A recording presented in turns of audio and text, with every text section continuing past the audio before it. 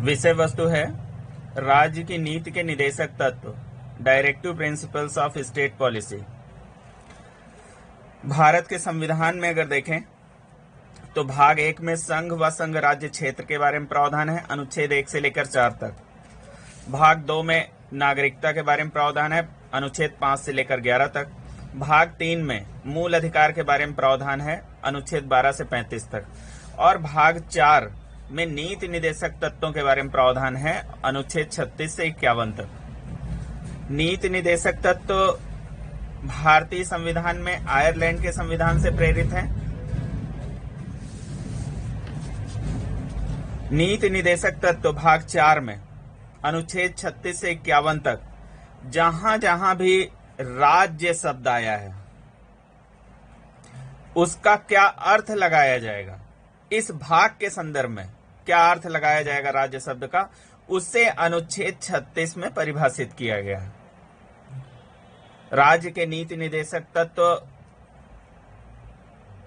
राज्य के लिए एक नैतिक कर्तव्य के रूप में है, जिन्हें हम लोग भारतीय संविधान में किस प्रकार शामिल किया गया है इसके बारे में पहले देखेंगे। संविधान निर्माण के लिए कैबिनेट मिशन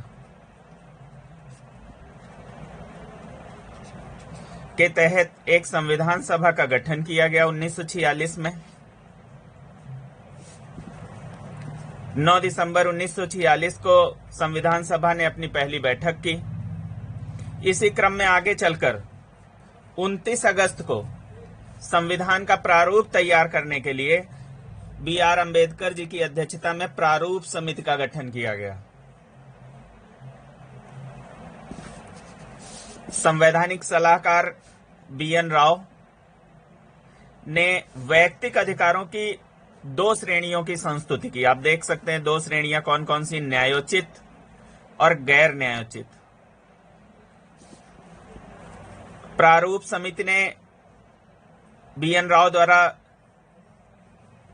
दी गई संस्तुति को प्रारूप समिति ने स्वीकार कर लिया। न्यायोचित श्रेणी में वो अधिकार शामिल थे जो अनिवार्य रूप से राज्य द्वारा नागरिकों को उपलब्ध ही कराए जाने थे। यदि इनका हनन होगा न्यायोचित अधिकारों का तो नागरिक न्यायालय द्वारा उन्हें लागू करवा सकता है।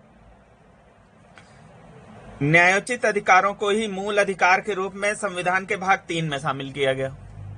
और गैर न्यायोचित अधिकार के रूप में ऐसे अधिकार शामिल किए गए जिन्हें हम न्यायालय से लागू करवाने में सक्षम नहीं हैं।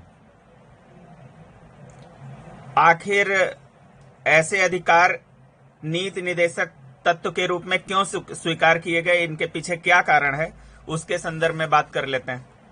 जो भाग 4 में इन्हें अनिवार्य व राज्य के लिए बाध्यकारी बनाया जा सके, इसके लिए तत्कालीन समय में आधारभूत संरचना का अभाव है। आधारभूत संरचना का तब अभाव था क्योंकि देश के पास पर्याप्त वित्तीय संसाधन नहीं थे। देश में व्यापक विविधता एवं पिछड़ापन इसके क्रियान्वयन में बाधक था। इसलिए संविधान निर्माताओं ने व्यवहारिक दृष्टिकोण अपनाया और इन तत्वों में शक्ति निहित नहीं की। अनुच्छेद 37 में यह व्यवस्था की गई कि इनके हनन पर न्यायालय द्वारा इन्हें राज्य से लागू नहीं कराया जा सकता है। ये वाद योग्य नहीं है, न्यायालय द्वारा प्रवर्तनीय नहीं है। अब बात करते हैं राज्य के नीति निदेशक तत्व जो भाग 4 में अनुच्छेद 36 से 51 के मध्य है, उनका उद्देश्य क्या है।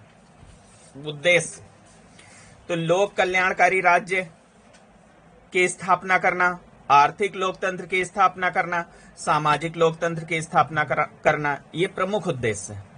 साथ ही साथ समाजवाद, गांधीवाद व्यक्तिवाद का सृजन करना। तो आपने देखा ये नीति निदेशक तत्व के उद्देश्य। नीति निदेशक तत्वों में 3 आधारभूत विचार शामिल हैं। पहला, वे अधिकार जो नागरिकों को मौलिक अधिकार के अतिरिक्त प्राप्त होने चाहिए। वे लक्ष्य एवं उद्देश्य जो एक समाज के रूप में नागरिकों द्वारा स्वीकार किए जाने चाहिए। तीसरा, वे नीतियां जिनका पालन सरकार द्वारा किया जाना चाहिए। नीति निदेशक तत्वों के संदर्भ में बहुत सारे कथन हैं लोगों के। 1-2 कथनों पर विचार करते हैं। डॉक्टर BR अम्बेडकर जी ने नीति निदेशक तत्वों के संदर्भ में कहा है कि नीति निदेशक तत्व आर्थिक लोकतंत्र की स्थापना करते हैं। इसी तरह डॉक्टर MV पायली ने कहा है, ये तत्व प्रजातांत्रिक भारत का शिलान्यास करते हैं तथा जब भारत सरकार इन्हें कार्य रूप में परिणत कर सकेगी तो भारत एक सच्चा लोक कल्याणकारी राज्य बन सकेगा। अब देखते हैं नीति निदेशक तत्व में जो शामिल आदर्श हैं या जो शामिल व्यवस्था है, उसके आधार पर इसे 3 वर्गों में विभक्त कर इसकी मौलिकता को समझ सकते हैं। वो 3 वर्ग कौन से हैं? समाजवादी सिद्धांत, गांधीवादी सिद्धांत, उदार बौद्धिक सिद्धांत। अब समाजवादी सिद्धांत में कौन कौन से अनुच्छेद आते हैं, जिनमें जो व्यवस्थाएं हैं वो समाजवादी सिद्धांत की स्थापना करती हैं? वो कौन से अनुच्छेद हैं? तो 38, 39 का, 41, 42, 43, 43 का, 47। इसमें क्या व्यवस्था है, इस पर चर्चा कर लेते हैं। अनुच्छेद 38 में दिया गया है कि राज्य लोक कल्याण की अभिवृद्धि के लिए सामाजिक व्यवस्था बनाएगा। राज्य लोक कल्याण की अभिवृद्धि के लिए सामाजिक व्यवस्था बनाएगा। किन आधारों पर? सामाजिक, आर्थिक व राजनैतिक न्याय के आधार पर। यह जो 3 न्याय हैं, सामाजिक न्याय, आर्थिक न्याय और राजनैतिक न्याय, ये अनुच्छेद 3 में उल्लिखित हैं। और साथ ही साथ अगर देखा जाए तो ये न्याय भारतीय संविधान की प्रस्तावना में भी उल्लिखित हैं। प्रश्न पूछा जा सकता है कि सामाजिक न्याय, आर्थिक न्याय और राजनैतिक न्याय का उल्लेख कहां कहां है, तो आप बता सकते हैं प्रस्तावना में है, नीति निदेशक सिद्धांत के अंतर्गत अनुच्छेद 38 में है। इसी तरह अनुच्छेद 39 में। अनुच्छेद 39 में क्या है? राज्य अपनी नीति का संचालन इस प्रकार करे में इसके उप अनुच्छेद का, खा, गा, घा, अंगा। का, खा, गा, घा, अंगा मूल संविधान में है और 39 चा बाद में जोड़ा गया। अब का में क्या व्यवस्था है देख लेते हैं। 39 का में व्यवस्था है पुरुष स्त्री सभी नागरिकों की जीविका के पर्याप्त साधन। ये अनुच्छेद 39 के उप अनुच्छेद का में ये प्रावधान किया गया।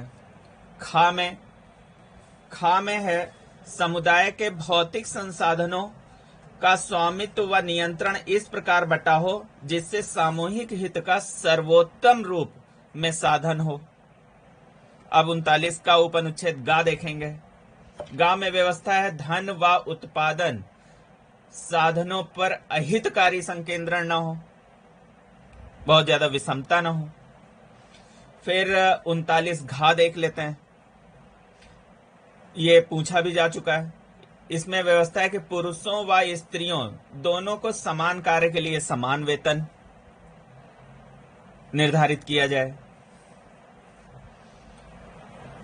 39 का उपअनुच्छेद अंगा में क्या व्यवस्था है? पुरुष और स्त्री कर्मकारों के स्वास्थ्य व शक्ति का तथा बालकों की सुकुमार अवस्था का दुरुपयोग न हो। फिर 39 का उपअनुच्छेद चा जो 42वें संविधान संशोधन द्वारा 1976 में जोड़ा गया। ये जो है 42वें संशोधन द्वारा 1976 में जोड़ा गया। अनुच्छेद 39 का उपअनुच्छेद 4। इसमें क्या व्यवस्था है? इसमें बच्चों को स्वतंत्र एवं गरिमामय वातावरण में स्वस्थ विकास के अवसर और सुविधाएं प्रदान किए जाने का प्रावधान है अनुच्छेद 39 में। अब हम लोग आगे देख लेते हैं अगला अनुच्छेद 39 का। ये एक अनुच्छेद है, अभी तक ये हम अनुच्छेद 39 के उप अनुच्छेद देख रहे थे। अब अनुच्छेद 39 का, ये भी मूल संविधान में नहीं था, इसे भी 42वें संशोधन द्वारा 1976 में जोड़ा गया। 42वें संशोधन द्वारा 1976 में जोड़ा गया। ये अक्सर पूछा जाता रहता है। और इसमें क्या व्यवस्था है? तो अनुच्छेद 39 का में समान न्याय और निःशुल्क विधिक सहायता उपलब्ध कराना राज्य के कर्तव्य के रूप में। 39 का में समान न्याय और निःशुल्क विधिक सहायता। अब अनुच्छेद 41 में देख लेते हैं क्या है। काम पाने के, शिक्षा पाने के और बेकारी, बुढ़ापा, बीमारी और निःशक्तता की दशाओं में लोक सहायता पाने के अधिकार को संरक्षित किया गया अनुच्छेद 41 में। फिर अनुच्छेद 42 में क्या व्यवस्था है? काम की न्याय संगत एवं मानवोचित दशाएं तथा प्रसूति सहायता, ये अनुच्छेद 42 में प्रावधान है। फिर अनुच्छेद 43 में देख लेते हैं। सभी कर्मकारों के लिए निर्वाह मजदूरी, श्रेष्ठ जीवन स्तर तथा सामाजिक और सांस्कृतिक अवसर, इसकी व्यवस्था अनुच्छेद 43 में है।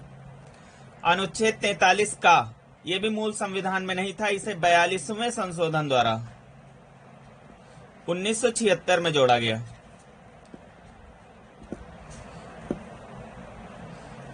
अब इसमें क्या प्रावधान है? उद्योगों के प्रबंधन में कर्मकारों का भाग लेना, ये प्रावधान है अनुच्छेद 43 का में। फिर अनुच्छेद 47 में क्या व्यवस्था है? पोषाहार स्तर और जीवन स्तर को ऊंचा करना तथा लोक स्वास्थ्य का सुधार करना, ये अनुच्छेद 47 में है।